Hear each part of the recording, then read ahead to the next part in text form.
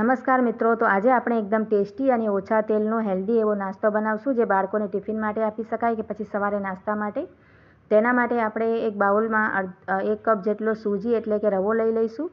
સ્વાદ પ્રમાણે મીઠું નાખી દઈશું, અડધી ચમચી અજમો નાખી દઈશું અને અડધી ચમચી ચીલી ફ્લેક્સ એડ કરી દઈશું અને ઝીણા સમારેલા ધાણા આપણે તેમાં એડ કરી દેવાના છે. ત્યાર પછી એક નાની ચમચી તેલ તેમાં નાખી દઈશું. તેનાથી નાસ્તો અંદરથી એકદમ સોફ્ટ બને છે. અને હવે આપણે અહીંયા પાણી ઉમેરી લેવાનું છે. પાણી ઉમેરીને થોડું તેને સારી રીતે મિક્સ કરતા જઈને આપણે તેનો એક સ્મૂથ બેટર બનાવીને રેડી કરી લેવાનો છે. આ રીતે બધી જ ચીજોને સારી રીતે આપણે મિક્સ કરી લેવાની છે. હમણાં આપણે આને પાતળો જ રાખીશું કેમ કે આપણે એને 1-2 મિનિટ માટે રેસ્ટ પર ઢાંકીને રાખી દઈશું. તો સૂજી બધું જ પાણી એબ્ઝોર્બ કરી લેશે અને થીક થઈ જાય છે. તો આ રીતે રેડી કરીને આપણે આગળની પ્રોસેસ કરી લેવાની છે. તો ગેસ ઉપર એક પેન રાખીને આપણે એમાં 2 નાની ચમચી તેલ એડ કરી દેવાની છે. તેલ ગરમ થઈ જાય એટલે અડધી ચમચી જીરું એડ કરીશું. ત્યાર પછી અહીંયા 2 લીલા મરચાં ઝીણા સમારેલા અને 1 આદુનો ટુકડો એને ઝીણા ક્રશ કરીને અથવા તો એને ચોપ કરીને આપણે એડ કરી દેવાના છે. મેં અહીંયા 2 થી 3 લીલા મરચાં લીધા છે. તમે તમારી તીખાશ ખાતા હો એ પ્રમાણે લઈ શકો છો. બધી ચીજોને આપણે સાંતળી લેવાની છે. ત્યાર પછી એક ઝીણી સમારેલી નાની ડુંગળી તેમાં એડ કરી દઈશું. તમે ડુંગળી ના ખાતા હો તો તમે સ્કીપ પણ કરી શકો છો. ડુંગળીને પણ આપણે થોડીક વાર માટે સાંતળી લેવાની છે. અને ત્યાર પછી અહીંયા મેં ગાજરને ઝીણો સમારી લીધો છે. ગ્રેટ કરીને પણ નાખી શકાય છે. ગાજરને પણ આપણે સાંતળી લેવાનું છે. તેની સાથે આપણે એક શિમલા મિરચીને પણ એટલે કે કેપ્સિકમને પણ ઝીણો સમારીને એડ કરી દીધો છે. બંને વસ્તુને આપણે સારી રીતે સાંતળી લઈશું. ગેસની ફ્લેમ આપણે વધારે મીડિયમ નથી રાખવાની અને વધારે સોફ્ટ નથી કરવાના. એટલે આ રીતે હાઈ ફ્લેમ પર આપણે સાંતળી લેવાની છે. અને ત્યાર પછી આપણે 2 થી 3 બટાકાને બાફીને તેનો છૂંદો કરીને તેમાં એડ કરી દઈશું. અહીંયા મેં 2 મોટા બટાકાને છૂંદો કરીને તેમાં એડ કરી દીધો છે. હવે આપણે તેમાં 5 ચમચી જેટલી હળદર એડ કરી દઈશું અને સ્વાદ પ્રમાણે મીઠું એડ કરી દેવાનું છે. અડધી ચમચી લાલ મરચાંનો પાવડર એડ કરી દઈશું અને 1 ચમચી જેટલું ધાણા જીરાનો પાવડર એડ કરી દેવાનો છે. અહીંયા અડધી ચમચી ચાટ મસાલો કે પછી લીંબુ પણ તમે નાખી શકો છો. અડધી ચમચી ગરમ મસાલો એડ કરી દઈશું અને હવે બધી જ વસ્તુઓને સારી રીતે આપણે મિક્સ કરી લઈશું. આ રીતે આપણે બટેટાને સારી રીતે છૂંદો કરીને તેનું એક ફિલિંગ આપણે રેડી કરી લેવાની છે. આ રીતે મેશ કરીને બટેટાને ચમચીની મદદથી આ રીતે આપણે સારી રીતે મિક્સ કરી લઈશું.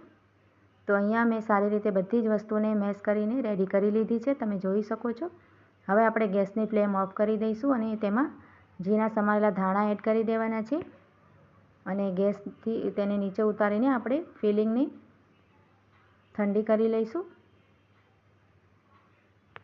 ત્યાર પછી આપણે સૂજીને પણ ચેક કરી લેવાની છે. સૂજી એકદમ આપણી ઘટ્ટ થઈ ગઈ છે. તો તેમાં 2 થી 3 નાની ચમચી પાણી એડ કરીને તેને પાછી સારી રીતે મિક્સ કરી લેવાની છે. તો આ રીતે તમે જોઈ શકો છો. આ રીતની આપણે કન્સિસ્ટન્સી રાખવાની છે. તો આપણો બેટર એકદમ રેડી થઈ ગયો છે. હવે આપણે નાસ્તાને રેડી કરી લઈશું. તો ગેસ ઉપર આપણે ફરીથી એક પેન રાખી લઈશું અને તેમાં 2 નાની ચમચી તેલ એડ કરી દેવાનું છે. તેલને આપણે બધી બાજુ આ રીતે ફેલાવી દઈશું, સ્પ્રેડ કરી દઈશું. અને ત્યાર પછી આપણે જે સૂજીનો બેટર રેડી કર્યો છે ને સૂજીનું ખીરું, તેને પહેલાં સારી રીતે મિક્સ કરી લઈશું ફરીથી. અને મિક્સ કર્યા બાદ આપણે બેટરને આ રીતે પેનમાં પાથરી દેવાનું છે. તો એક સાથે નહીં, થોડો આપણે પાથરતા જઈને આ રીતે ફેલાવતા જઈશું. તેને ચમચાની મદદથી પેનમાં બધી જ બાજુ સારી રીતે આપણે ફેલાવી લેવાનું છે. તો જેટલો તમારો મોટો પેન હોય એ રીતે આપણે એને સેટ કરી લેવાનો છે. આ રીતે એની સાઇડ્સ પર પણ ચમચાની મદદથી આપણે તેને પાથરી દઈશું બેટરને. તો આપણે તેને વધારે જાડો કે પછી વધારે પાતળો નથી રાખવાનો. જે રીતે આપણે ઘરમાં પુડલા બનાવતા હોઈએ તે જ રીતે આપણે પાથરવાનો છે. તો અહીંયા તમે જોઈ શકો છો, મેં બેટરને સારી રીતે બધી જગ્યાએ સારી રીતે પાથરી લીધો છે. અને હવે આપણે આ રીતે તેને કૂક થવા દઈશું 1 થી 2 મિનિટ માટે. તો ઉપરથી એકદમ સારી રીતે ડ્રાય થઈ જાય. તો અહીંયા 1 થી 2 મિનિટ માટે તેને મેં કૂક કરી લીધો છે અને ઉપરથી સરસ રીતે ડ્રાય થઈ ગયો છે. હવે આપણે જે ફિલિંગ રેડી કરી છે ને બટાકાની અને શાકભાજીની, તે આપણે લઈ લઈશું અને તેની ઉપર ફિલિંગને પણ પાથરી દઈશું. આ રીતે તમે જોઈ શકો છો. એ જ રીતે આપણે ફિલિંગને તેની ઉપર પાથરી દેવાની છે. બધી જ બાજુએ આ રીતે ચમચાની મદદથી કે પછી હાથની મદદથી આપણે આ રીતે તેને સ્પ્રેડ કરી દઈશું બધી બાજુએ. તો આ રીતે કિનારી પર પણ સારી રીતે આપણે લગાવશું ફિલિંગને.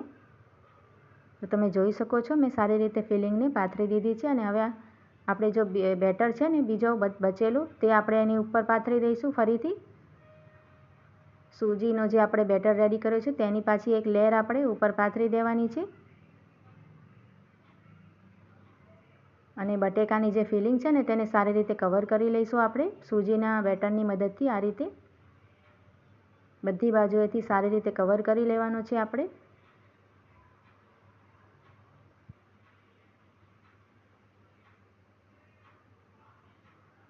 તો અહીંયા મેં બધી જ બાજુથી બટેટાની ફિલિંગને સારી રીતે કવર કરીને એને ઢાંકી દઈશું આપણે 2 થી 3 મિનિટ માટે. તો સરસ રીતે બધી જગ્યાએથી કૂક થઈ જાય.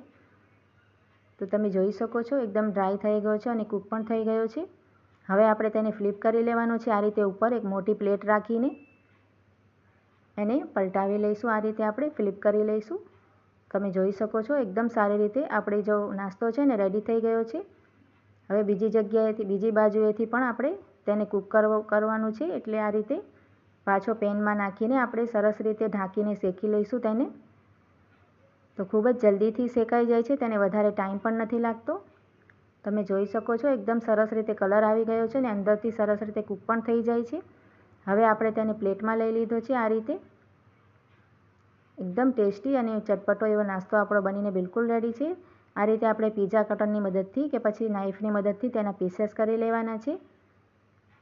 તો આ રીતે નાસ્તો બનાવીને આપણે ટેસ્ટી અને ચટપટો ખૂબ જ ઓછા તેલથી બનાવીને તૈયાર કરી શકાય છે. સવારે નાસ્તા માટે કે પછી બાળકોને ટિફિનમાં આપવા માટે તમે ઇઝીલી તેને બનાવી શકો છો. બંને બાજુથી સરસ રીતે ક્રિસ્પી બન્યો છે નાસ્તો અને કૂક પણ થઈ ગયો છે સારી રીતે. અને ખાવામાં તો ખૂબ જ ટેસ્ટી છે. તો તમે એકવાર આ નાસ્તાને જરૂરથી ટ્રાય કરજો. અને જો તમને મારી એ નાસ્તાની રેસિપી પસંદ આવી હોય તો તેને લાઇક, શેર અને કમેન્ટ કરવાનું બિલકુલ ના ભૂલતા.